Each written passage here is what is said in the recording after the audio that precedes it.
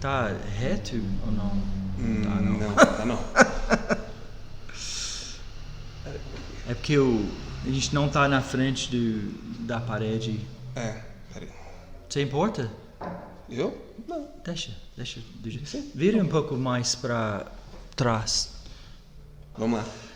Boa noite, pessoal, ou bom dia, né? Dependendo. E somos nós, né? Nós dois. Nós dois hoje.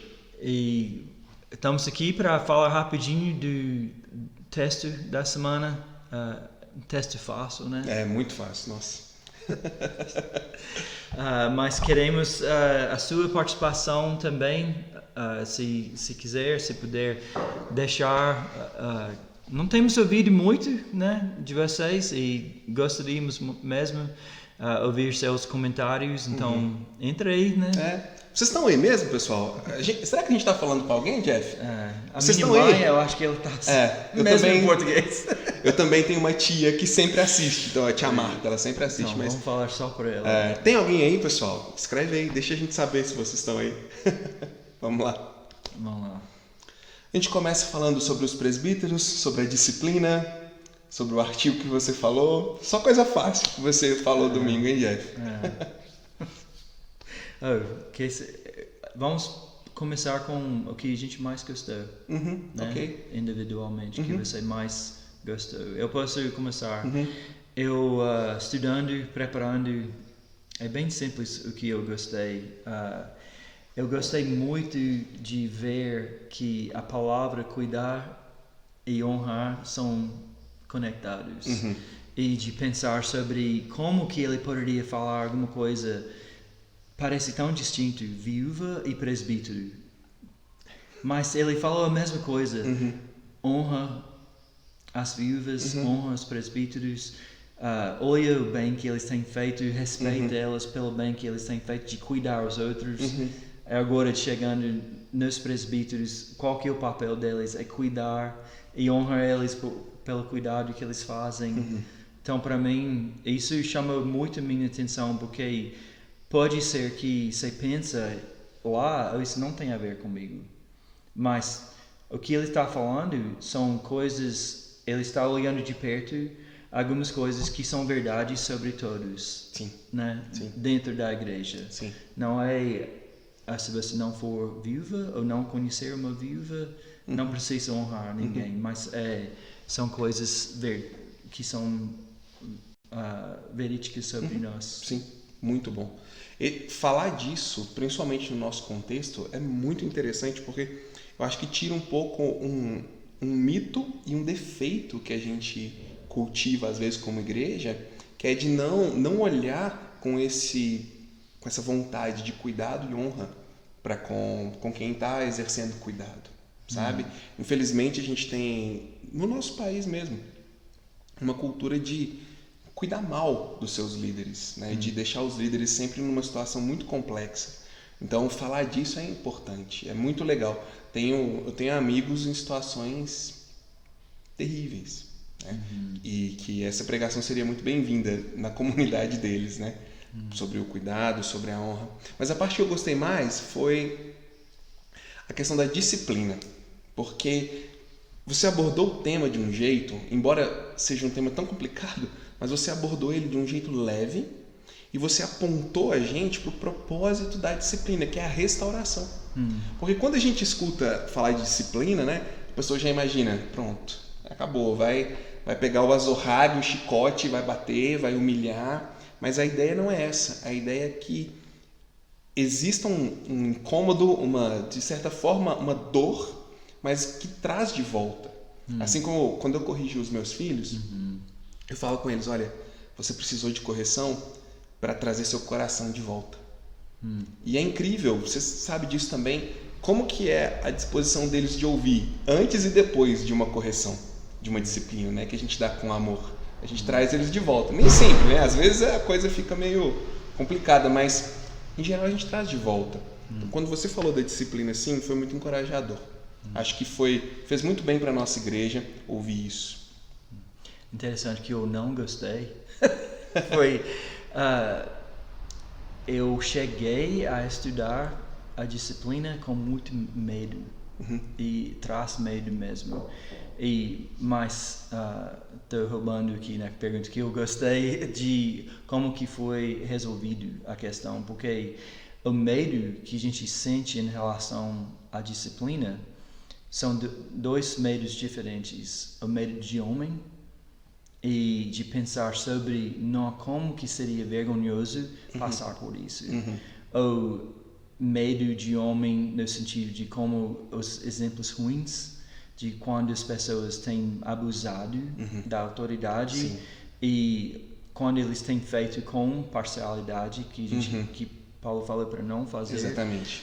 E então esses tanto de exemplo de homem, né, e como que não tem cuidado, não tem demonstrado o cuidado necessário, mas de lembrar que o medo que a gente deve ter, o temor, é a Deus e não aos homens. E ele falou alguma coisa que eu não queria falar no domingo, eu vou falar agora, que ele falou que o Jonathan Leeman no livro, ele falou é quase um pequeno teatro que a gente está fazendo ao benefício da pessoa, que a gente está demonstrando, se você continuar desse jeito, existe a grande possibilidade do julgamento.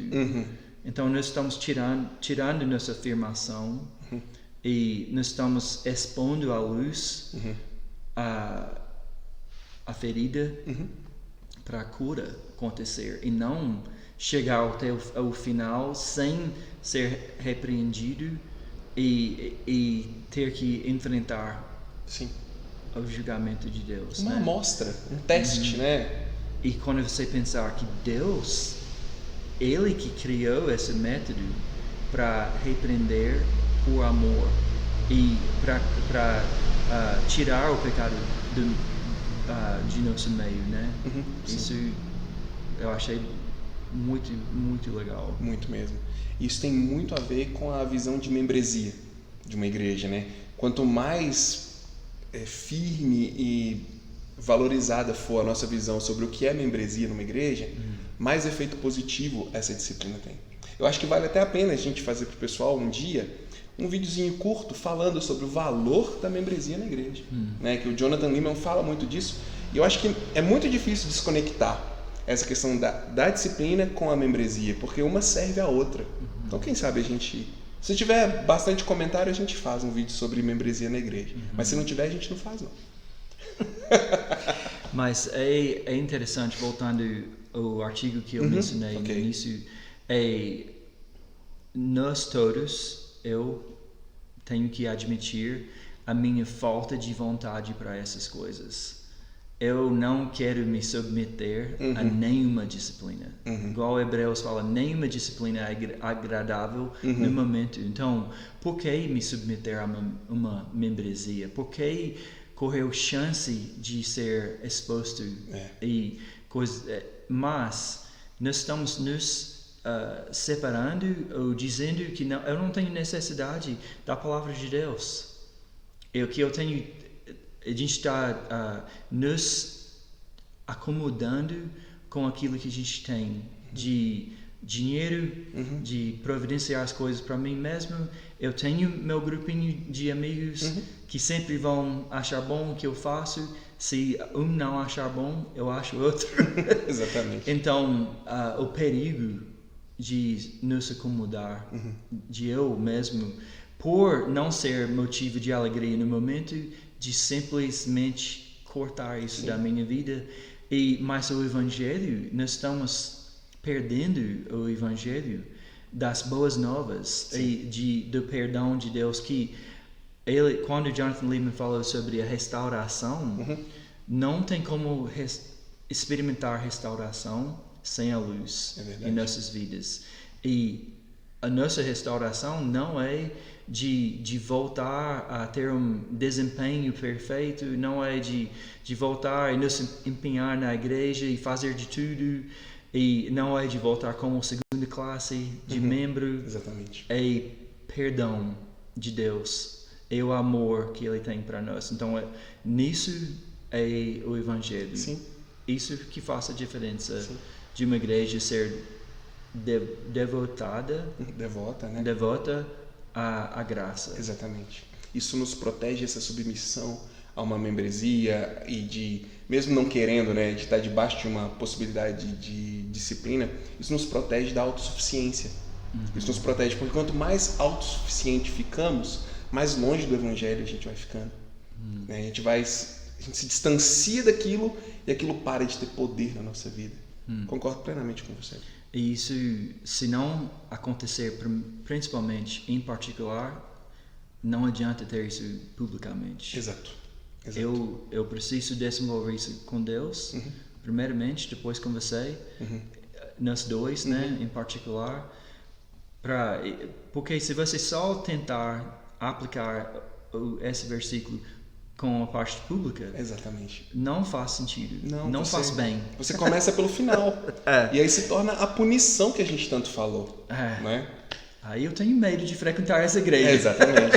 Eu já vi isso acontecer. Eu já vi uma pessoa sendo exposta no culto de domingo à noite, de repente parou e a pessoa foi lá na frente e disse: olha, eu quero pedir perdão porque eu traí minha esposa. Imagina, os visitantes lá e todo mundo, e aquele constrangimento, e o pastor, assim, convicto de que estava ministrando bondade para ele, quando na verdade era algo horrível de se ver, né?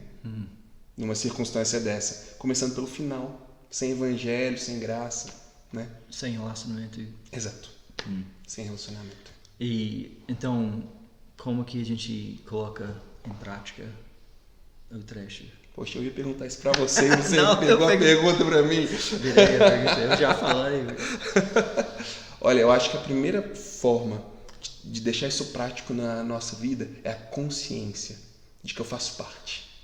E que eu tenho uma relação de prestação de contas com o meu corpo.